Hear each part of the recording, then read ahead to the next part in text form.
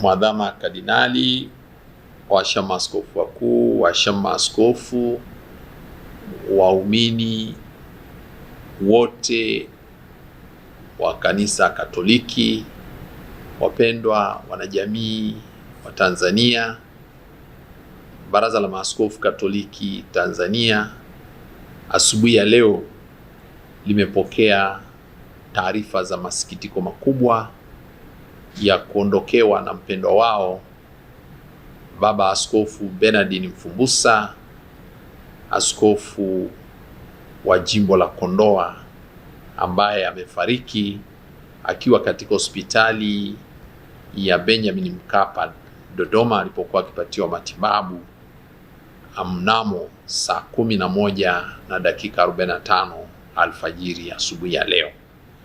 Ni tukio la ghafla kwa sababu ni kweli alikuwa anapata matibabu ila kuanzia jana alipata tatizo la wanaita cardiac arrest asubuhi, na hiyo ndio ikapelekea hali yake kutokuwa nzuri, na akiwa uaskofuni kwake Kondoa akamkimbiza kwenye hospitali ya Benjamin Mkapa, ambako pia usiku walipomfikisha baadaye tena akapata cardiac arrest nyingine.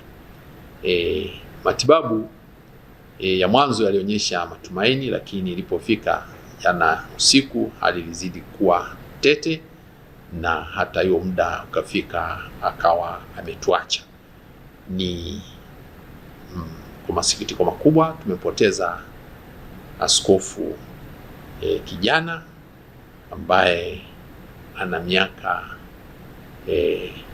64, amezaliwa mwaka 1962.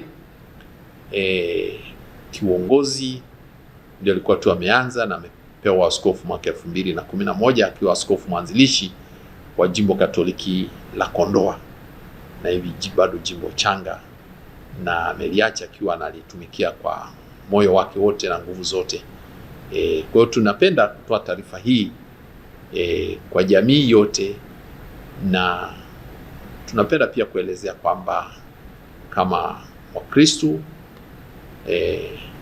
tunamwamini Mungu ambaye ndiye aliyetuumba sisi kwa sura na mfano wake, ambaye anatushirikisha maisha yake ya kimungu tukiwa hapa duniani kwa matendo yetu mema, na baada ya kudumu katika matendo mema, baada ya kufa anatushirikisha maisha yake ya uzima wa kimungu huko mbinguni milele yote. Kwa hivyo tupokee msiba huu wa majonzi makubwa, lakini ni msiba ambao tunapaswa kupokea kwa macho ya imani ya Kristo mfufuka. Tunaposherehekea sikukuu ya Pasaka na kukumbuka maadhimisho ya Pasaka, tukumbuke pia ni katika ufufuko Bwana wetu Yesu Kristo ametuhakikishia kwamba kifo si mwisho wa maisha, ni hatua moja kuelekea maisha ya uzima wa milele. Kama mtu umekuwa umeishi vizuri na umemtumikia Mungu vizuri na umeishi na wenzako vizuri, basi unaenda katika uzima wa Muumba wako kuwa na yeye milele yote. Ningependa jamii yote ipokee msiba huu kwa mtazamo ule, na taarifa za mazishi ni wazi, mazishi yatafanyika wiki ijayo.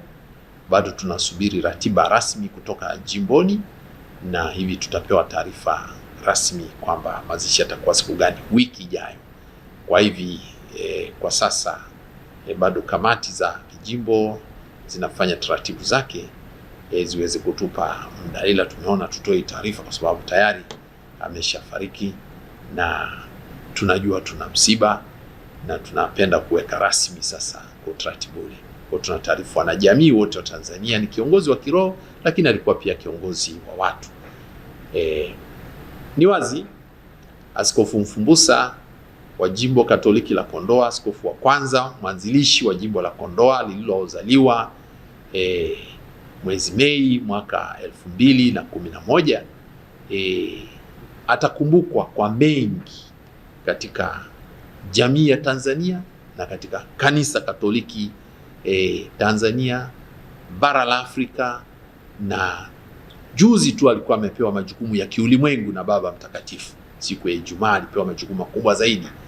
Yeye ni mtaalamu wa mawasiliano, ni profesa, ni mtu aliyesomea, ana udaktari wa elimu ya mawasiliano na uandishi wa habari. Amefanya kazi kubwa sana katika kufundisha kwenye chuo kikuu cha Mtakatifu Agustino tangu mwaka 1998 akiwa mwanafunzi baada ya kuhitimu, lakini baadaye akapelekwa kusoma, na kuanzia mwaka 2002 mpaka 2011 alikuwa akiwa anafundisha na kufanya tafiti za kitaaluma, lakini vile vile kulea waandishi wa habari wabobezi, na amelea waandishi wa habari wabobezi wa nchi hii wengi sana. Lakini kwa waandishi wa habari kama nyinyi mlioko hapa mbele, huyu alishawahi pia kuwa mwenyekiti wa baraza la vyombo vya habari, Medical Council of Tanzania. Ni padri, alikuwa padri, lakini alikuwa mbobezi katika mambo ya taaluma ya mawasiliano na waandishi wa habari, na katika taaluma yake ameitendea haki. Amelea waandishi wa habari wengi, na wengi wanaendelea kutumikia jamii kwa weledi mkubwa, na tunamshukuru Mungu kutupatia zawadi ya Askofu Bernardine Fumbusa ambaye amekuwa mchungaji wetu katika hii miaka yake kuanzia 2011, lakini amekuwa mlezi wetu katika fani ya mawasiliano.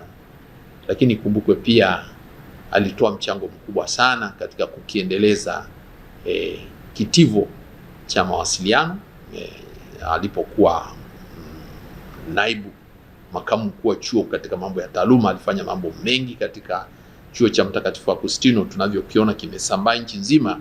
Kimesambaa wakati yeye ndiye ni mkuu wa taaluma za St. Augustine, na ni mtu ambaye alikuwa mtu wa viwango kama waandishi wa habari mnavyomjua. Alikuwa mtu wa viwango kwenye taaluma ya uandishi, lakini alikuwa mtu wa viwango katika mambo ya taaluma, na ndio maana mpaka sasa alikuwa amefanywa kuwa rais wa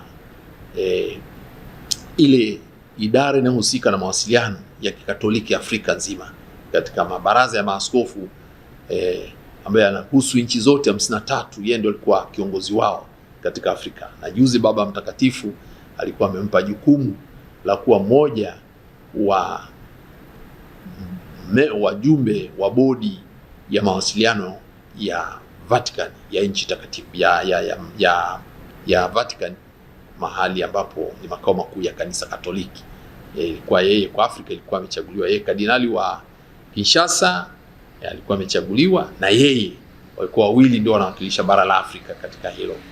Kwa hiyo ueledi wake katika fani ya mawasiliano ameiendeleza, pamoja na kwamba amekuwa majukumu ya kiwaskofu, lakini taaluma yake imezidi kumfanya awe mtumishi wa kanisa katika mawasiliano. Kama tunavyojua dunia leo, dunia iko kijiji kwa sababu ya teknolojia ya mawasiliano, na yeye ni mtu ambaye alikuwa mbobezi mkubwa katika teknolojia za mawasiliano, na hivi amekuwa msaada mkubwa sana kwa kanisa Katoliki Afrika, kanisa Katoliki Afrika Mashariki, na kanisa Afrika Mashariki na Kati, na kanisa Katoliki Tanzania. Amehudumu katika bodi mbalimbali, taasisi mbalimbali, ambako alikuwa ni mjumbe wa kamati katika mabaraza ya vyuo vikuu, kama kile chuo kikuu cha nchi za Afrika Mashariki na Afrika Mashariki na Kati cha Nairobi. Amekuwa pale kwa muda mrefu na ametoa mchango mkubwa sana katika maeneo hayo. Kwa hivi mengi tutaendelea kuyasikia zaidi juu yake. Tunamshukuru Mungu katika kutupatia mtumishi ambaye amelihudumia taifa la Tanzania. Kwa kweli ni taifa limefiwa, kanisa limefiwa na taifa limefiwa.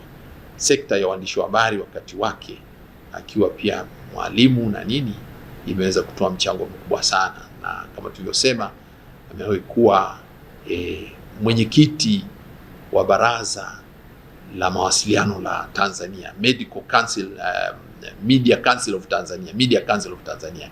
Amekuwa mwenyekiti wake kwa kipindi kimoja, na hivi ameweza kuongoza kitaifa pia, kusaidia serikali katika kuratibu vyombo vya habari nchini. Amekuwa ni mtu wa mchango mkubwa sana, na tunawashukuru wote waliomsaidia. Kuhusu ugonjwa wake, kwa kweli tuseme kwamba kama tulivyosema, amefariki kwa ugonjwa wa cardiac arrest, lakini alikuwa na tatizo la damu kupungua, na Aga Khan Hospital alipoenda kule Nairobi waligundua tatizo lake na wakaanzisha tiba, na baada ya wiki 3 kama amepata nafuu, akawa anarudi nyumbani.